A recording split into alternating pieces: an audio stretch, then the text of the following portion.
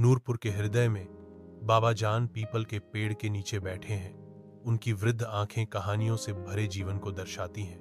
गांव के युवक उसके चारों ओर इकट्ठा होते हैं, उसकी थकी हुई आवाज से ज्ञान की तलाश करते हैं। बाबा जान आह भरते हैं।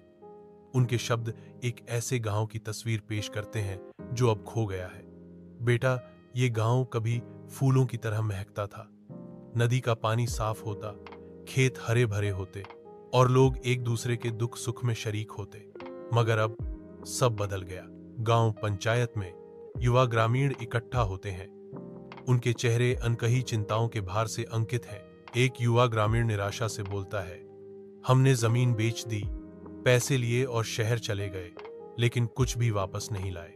वह आगे कहते हैं, गांव के पतन पर विलाप करते हुए, अब नदी में कचरा फेंका जाता है, स्कूल मास्टर समय पर नहीं आता, अस्पताल में कोई दवा नहीं है और किसान के पास बीज नहीं है। बाबा जान उम्मीद की एक किरण प्रदान करते हैं। हर बड़ा काम एक छोटे कदम से शुरू होता है।